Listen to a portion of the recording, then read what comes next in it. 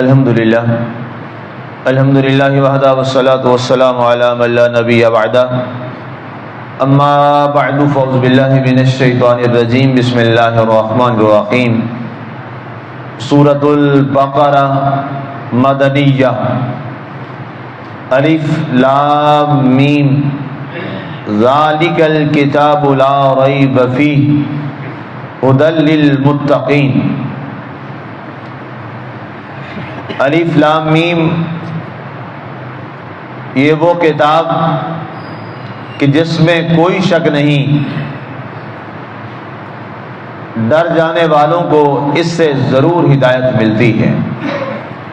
سامعین، آج ہماری سورہ البقرہ کی آیت مبارکہ نمبر 2 کی تلاوت و ترجمہ کا شرف نصیب ہوا۔ سورہ فاتحہ شریف کی تفسیر کی تکمیل کے بعد آج ہم سورہ بقرہ کی تفسیر کا آغاز کر رہے ہیں۔ سورہ بقرہ یہ مدنی سورہ مبارکہ ہے۔ ہجرت نبوی صلی اللہ علیہ وآلہ وسلم کے بعد یہ سورہ مبارکہ نازل ہوئی، اور قرآن پاک کی ترتیب کے اعتبار سے سورہ کا نمبر 2 ہے، اور نزول کے اعتبار سے اس کا جو نمبر ہے وہ 87واں ہے، 87 نمبر پر یہ سورہ مبارکہ نازل ہوئی۔ جب آقا کریم علیہ السلام مدینہ تشریف لے گئے ہجرت کے بعد 10 ہجری کے، جب یہ وہاں اس زمانے میں 13 سال گزارنے کے بعد یہ مکہ مکرمہ کے اندر اعلان نبوت کے بعد اب اس کا نام ہے بقرہ۔ آپ کو میں نے پہلے بھی کئی دفعہ جب پہلے تفسیر ہوئی تو وہاں میں نے بتایا کہ مکی صورتوں کا اور مدنی صورتوں کا مزاج مختلف ہے۔ ظاہر ہے مکہ کے اندر وہ جو 13 سال آپ کے ہیں اس میں حالات کچھ اور تھے، اور جو ہجرت ہوئی 13 سال گزارنے کے بعد جو 10 سال آپ نے وہاں گزارے مدینہ منورہ میں، اور آپ کی جو وہ مدنی زندگی ہے ان صورتوں کا مزاج جو ہے وہ کچھ اور ہے، مختلف ہے۔ وہ جیسے انشاءاللہ آگے آتا جائے گا آپ اس میں وہ دیکھتے چلے جائیں گے۔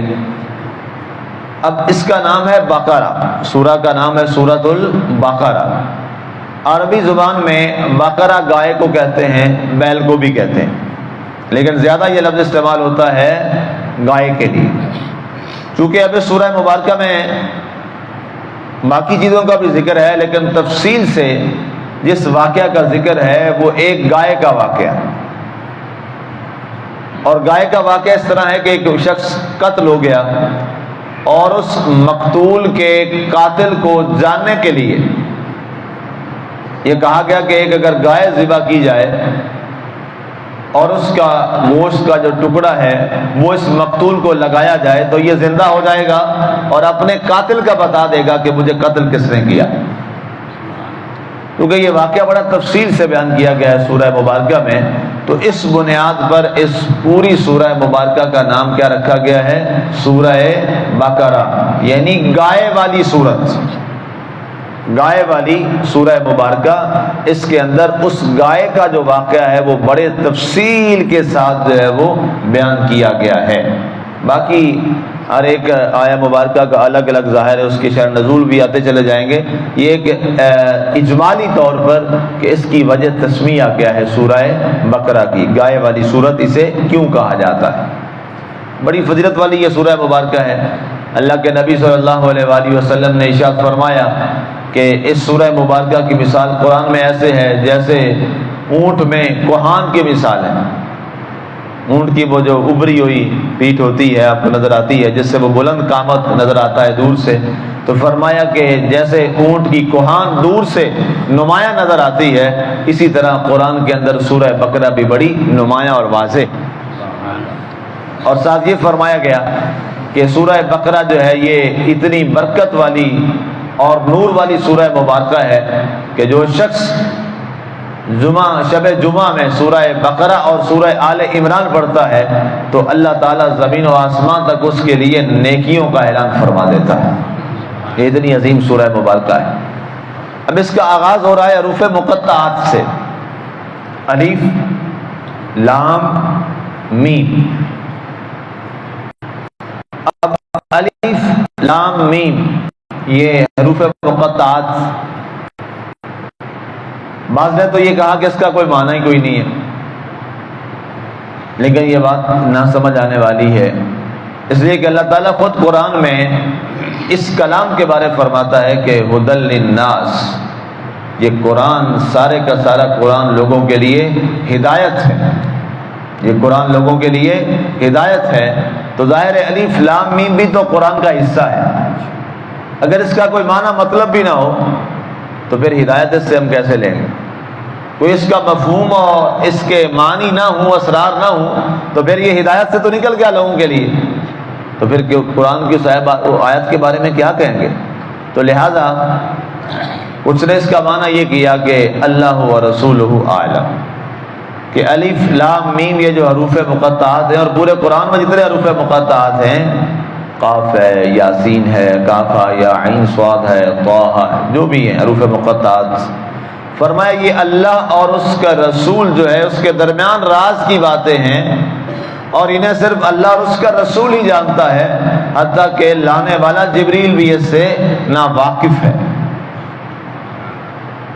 جب یہ الفاظ آئے الف لام میم تو جبریل حاضر خدمت ہوئے اور آ کے عرض کی کہ یا رسول اللہ صلی اللہ علیہ وسلم، اللہ فرماتا ہے الف، آپ نے فرمایا فہم، تو میں جان گیا، میں سمجھ گیا۔ پھر کہا لام، آپ علیہ السلام نے فرمایا فہم، تو میں سمجھ گیا۔ کہا میم، آپ علیہ السلام نے فرمایا میں سمجھ گیا۔ اب یہ فرمایا سر بین اللہ و بین رسولہ، کہ یہ حروف مقطعات اللہ اور اس کے رسول کے درمیان راز کی باتیں ہیں۔ اب لیکن جو اہل بصیرت ہیں اور اہل حق ہیں اور وہ لوگ جنہیں اللہ نے حکمت سے نوازا ہے، انہوں نے اس کے مفاہیم کو بھی سمجھنے کی کوشش کی۔ انہوں نے کہا کہ جیسے الف لام میم ہے، اس کو اسی طرح رہنے دیں، اور اس کے بعد دیکھیں ذالک الکتاب لا ریب فیہ ھدی للمتقین، اب اس کو اسی طرح رہنے دیجیے جملے کو، الف لام میم ذالک الکتاب۔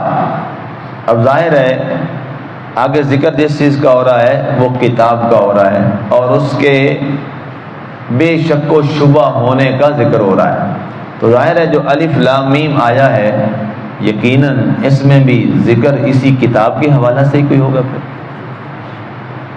ظاہر ہے جو آگے مضمون چل رہا ہے وہ مضمون اس سے سابقہ کی بات کرے گا، فیہ ھدی للمتقین۔ اگر اس کے ساتھ الف لام میم کو ملایا جائے تو پھر بھی معنی کیا ہوگا کہ یہ جو الف لام میم ہے یہ بنیادی طور پر اللہ اور اس کے رسول اور اس کا جو کلام ہے اس کے بارے میں یہ بتا رہا ہے کہ اے لوگوں، یہ جس کا کلام ہے وہ بھی لا ریب ہے، جس پر کلام اترا ہے وہ بھی لا ریب ہے، اور جو کلام تمہارے سامنے ہے یہ کلام بھی لا ریب ہے۔ میں نے اپنے استاد گرامی ڈاکٹر قمر زیدی صاحب سے اس حوالہ سے بڑی تفصیلی بات ہوئی، انہوں نے یہ ختم قرآن کے موقع پہ قرآن کانفرنس میں یاسین کا مطلب بھی سمجھایا تھا حروف مقطعات کے حوالہ سے، اگر آپ کو یاد ہو کوئی چیزیں۔ انہوں نے کہا کہ یاسین کا ترجمہ نہ کیجیے، یاسین ہی رہنے دیجیے، بڑی انہوں نے خوبصورت اس کی وضاحت کی۔ تو اس پہ انہوں نے اس دن تو آپ کو مطلب 10-15 منٹ میں یہ بات سمجھا دی، اس پہ ہماری پوری رات لگی، حروف مقطعات پہ، یاسین پہ، الف لام میم پہ، اور اس پہ ظاہر ہے آپ تو صرف سن رہے تھے، میں آگے کراس کویشچننگ بھی کر رہا تھا، سوال جواب بھی کر رہا تھا، ایک جیسے شاگرد کرتا ہے استاد سے، پھر وہ آگے جواب دیتے، پھر اس پہ کراس کویشچن۔ تو یہ ہماری اس پہ بڑی بحث رہی تفصیل کے ساتھ، پوری رات ہم اس پہ بات کرتے رہے صرف حروف مقطعات۔ تو اس میں پھر یہ بات انہوں نے مجھے سمجھائی اور یہ سمجھ بھی آئی۔ ظاہر ہے ایک عام ہوتا ہے، ایک اس پہ آپ پورا مطالعہ کر کے جاتے ہیں، میں پوری اسٹڈی کر کے گیا اس حوالہ سے، کافی سارے اعتراضات تھے، پھر اس کا انہوں نے جواب بھی دیے مجھے۔ تو الف لام میم ذالک الکتاب لا ریب فیہ ھدی للمتقین، اب یہ 3 سٹیپ ہیں. پہلا ہے الف لام میم، دوسرا ہے ذالک الکتاب لا ریب فیہ، یعنی یہ وہ کتاب ہے جس میں کوئی شک نہیں. ھدی للمتقین، ہدایت ہے پرہیزگاروں کے لیے. اب یہ ترجمہ آپ نے کر لیا ذالکہ سے ھدی للمتقین کا. اب واپس آ جائیے الف لام میم. الف لام میم کو اسی طرح رہنے دیں جیسے ہے. الف لام میم، الف لام میم، ذالک الکتاب لا ریب فیہ. اب اس کو سمجھیے کہ یہ وہ کتاب ہے جس میں کوئی شک نہیں ہے. سمجھے میری بات؟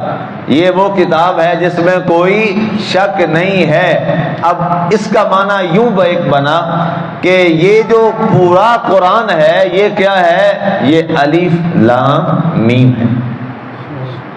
پورا قرآن کیا ہے؟ الف لام میم ہے.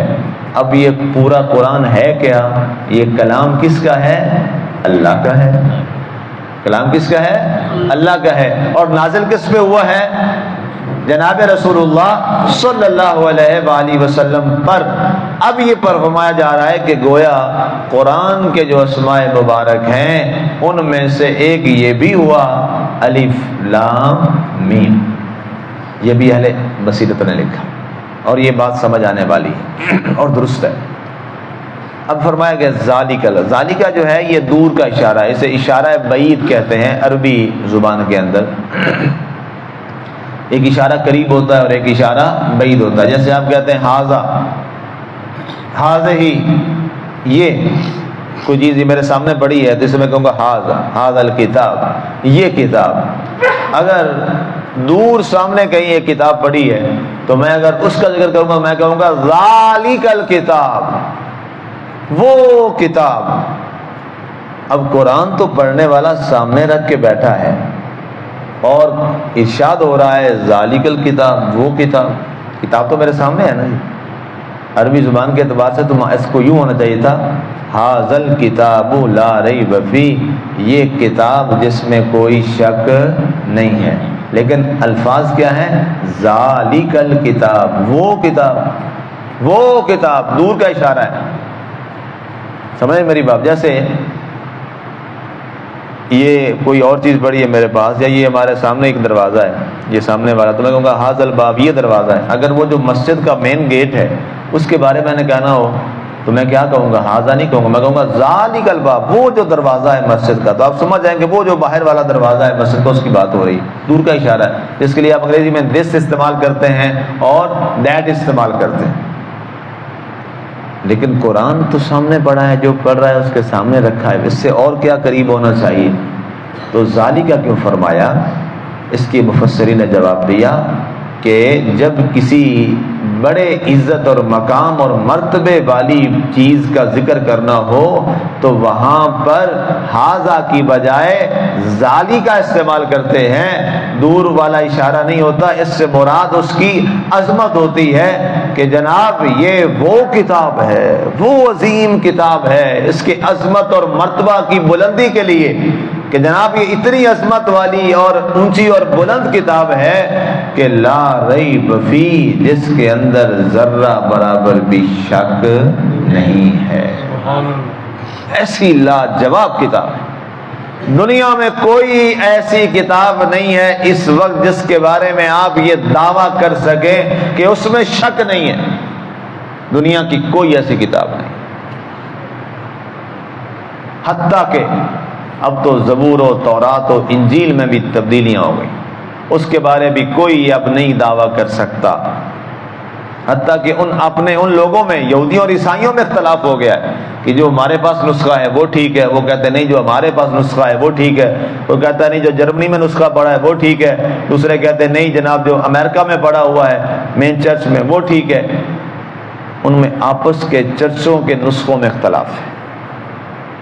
کوئی یہ نہیں کہہ سکتا، عیسائی مسیح نہیں کہہ سکتا کہ اس میں شک نہیں ہے، سارے ایک متفقہ ہے. نہیں، دنیا میں کوئی ایسی کتاب نہیں ہے ظاہر ہے جب وہ آسمانی کتابوں پہ اب اتفاق نہیں رہا اور اس میں شک آ گیا ہے، لوگوں نے اس میں تبدیلی کر دی ہے، تو باقی کتابیں جو ہیں انسانوں کی لکھی ہوئی وہ تو بہت بعد کی باتیں، وہ تو بہت بعد کی باتیں، ان میں تو پھر کئی شکوک و شبہات ہیں، کئی شکوک و شبہات ہیں جو دنیا میں کتابیں لکھی گئی لکھی جا رہی ہیں۔ لیکن کائنات میں یہ آپ ذرا توجہ کیجئے گا اور اس جملے کو سمجھیے گا، کیا شان ہے اس کتاب کی، کیا شان ہے اور کیا عظمت ہے اس کتاب کی۔ پوری کائنات میں صرف ایک واحد کتاب ہے اور وہ یہ قرآن پاک ہے، جس کے بارے سب کائنات میں ہر شخص کہہ سکتا ہے اس کتاب میں کوئی شک نہیں۔ اس سے بڑھ کے کیا عظمت قرآن ہو سکتی، اتنی عظمت اور اتنی شان۔ ذالک الکتاب، یہ وہ کتاب لا ریب فی، جس میں کوئی ریب نہیں ہے، جس میں کوئی شک نہیں ہے، یقینی کتاب ہے، اس کا ایک ایک حرف حق اور سچ پر قائم ہے، مبنی بر حق ہے۔ ہدی للمتقین، یہ ہدایت ہے پرہیزگاروں کے لیے، صاحبان تقوی کے لیے یہ ہدایت ہے۔ اب آپ یہ سوچتے ہوں گے، سوال بھی ہو سکتا ہے، بہت سے لوگ یہ قرآن بھی پڑھتے ہیں لیکن پھر بھی ہدایت پہ نہیں ہوتے، ایسا ہی ہے نا جی؟ بہت سے لوگ قرآن جانتے بھی ہیں پھر بھی ہدایت پہ نہیں ہوتے، بہت سے لوگ قرآن سیکھ بھی چکے ہیں پھر بھی ہدایت پہ نہیں ہیں۔ پھر یہ کیا ہوا کہ یہ کتاب ہدایت ہے پرہیزگاروں کے لیے، صاحبان تقوی کے لیے، تو پھر اس کا کیا مطلب ہے؟ تو یاد رکھیے، قرآن پاک اس وقت ہمارے لیے ہدایت کا ذریعہ ہے جب اس قرآن کو اس صورت میں پڑھا جائے کہ سامنے رسالت مآب صلی اللہ علیہ وآلہ وسلم کی حیات طیبہ ہو اور آپ کی محبت ہو۔ تو جس شخص نے بھی قرآن کو دل میں محبت رسول کے آئینے سے تلاوت کیا ہے، یقیناً قرآن نے اس کو ہدایت عطا فرمائی ہے۔ جس شخص نے بھی، ظاہر ہے اس قرآن پاک کو دو ہستیوں سے باہر نہیں نکالا جا سکتا، ایک جس کا کلام اور دوسرا جس پر آیا، یہ دو ہی ہستیاں ہیں نا جی کائنات کے اندر، ایک جس نے نازل کیا اس کا کلام ہے اور دوسرا جس پر نازل ہوا وہ ذات ہے، وہ اللہ کی ذات ہے، یہ محبوب خدا صلی اللہ علیہ وآلہ وسلم کی ذات پاک ہے۔ اب جب انسان قرآن کی تلاوت کرتا ہے، سامنے سیرت مصطفیٰ صلی اللہ علیہ وسلم کو رکھتا ہے، دل میں محبت رسول کو رکھتا ہے، پھر قرآن کے اندر غور و خوض کرتا ہے، اور اس کے بعد جلال الدین سیوطی رحمۃ اللہ تعالی علیہ، انہوں نے قرآن کی با کمال تفسیر لکھی ہے۔ آپ یہ فرماتے ہیں کہ قرآن کا ظاہر ہے اور پھر دوسرا قرآن کا باطن ہے، اور قرآن کے باطن کے پھر آگے 7 باطن اور پھر اس کے آگے کئی باطن ہیں۔ فرمایا جب قرآن کو اس کے ظاہر اور اس کے باطن کے ساتھ پڑھا جاتا ہے اور انسان اپنے باطن کو اس کے مطابق کر کے آقا کریم علیہ الصلوۃ والسلام کی محبت سے اپنے باطن کو روشن کرتا ہے، تو پھر جب وہ قرآن پڑھتا ہے تو پھر قرآن اس کے اندر اترتا چلا جاتا ہے، قرآن اس کے اندر اترتا چلا جاتا ہے۔ پھر جب ظاہر ہے قرآن دل میں اترتا ہے، الفاظ قرآنیہ نور خدا بن کر دل میں اترتے ہیں، تو پھر دل سے نکلنے والی روشنی پورے جسم کو منور کرتی ہے، اور وہ پھر شخص جہاں جہاں سے گزرتا چلا جاتا ہے وہ نور پھر باقی معاشرے کو بھی منور کرتا چلا جاتا ہے۔ پھر کیا ہے؟ پھر یہی قرآن ہدی للمتقین، یہ پرہیزگاروں کے لیے ہدایت کا راستہ بن جاتا ہے اور اس کو انسانوں کو رہنمائی دیتا ہے۔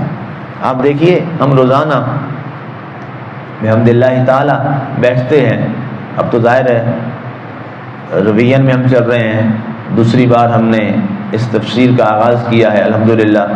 پہلے بہت سارے احباب تھے جو اسی طرح الحمد سے شروع ہوئے، والناس تک انہوں نے ماشاءاللہ مکمل کیا۔ ہم درس سنتے ہیں، قرآن کا پیغام سنتے ہیں، قرآن کے الفاظ اور اس کی نورانیت حاصل کرتے ہیں۔ اب دل سے بتائیے، جب تک ہم اس محفل میں بیٹھے ہوتے ہیں، کیا انسان کے دل کی کیفیت ایک روشنی اور نور والی نہیں ہو جاتی؟ باہر جا کے تو جو معاملہ ہے، جو سنبھال لیتا ہے تو وہاں بھی نور رہتا ہے، جو نہ سنبھالے تو ظاہر ہے اس کی اپنی ایک کمزوری ہے۔ لیکن ابھی ہم بیٹھے ہیں، قرآن کے الفاظ کی نورانیت میں بیٹھے ہیں۔ ہم میں سے ہر ایک شخص یہ فیصلہ کر کے بیٹھ جاتا ہے کہ جو آج میں نے قرآن میں سنا ہے نا، واقعی مجھے ایسا ہونا چاہیے، اور مجھے قرآن کو اسی طرح ہی سیکھنا چاہیے، قرآن میں اسی طرح ہی غوطہ زن ہونا چاہیے۔ یہ کیا ہے؟ یہ قرآن کے ظاہری حروف کا اثر ہے۔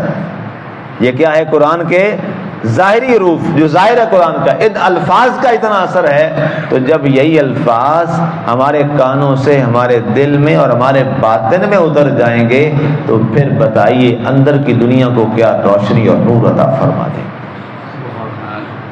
میرے لفظوں کو بعد میں ذرا غور بھی کیجیے گا، تنہائی میں بیٹھ کے کچھ لمحے کے لیے ان الفاظوں کو سوچیے گا، اور پھر اس کے بعد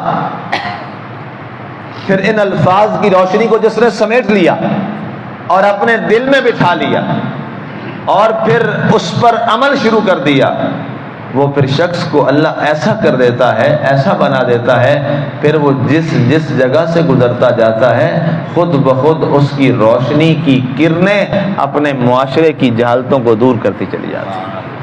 اس لیے جو بھی صاحبان علم آیا، صاحب علم آیا، جس کے پاس قرآن کا نور تھا، وہ جہاں بیٹھا، جس جگہ وہ بیٹھ گیا، اس نے وہ قرآن کی نور کی روشنی پھیلائی۔ اللہ تعالیٰ نے اس نور کے بدلے میں صرف اس کو روشن نہ کیا، اللہ نے جو بھی پھر اس محفل میں آتا گیا، اللہ اس کے باطن کو منور کرتا چلا گیا۔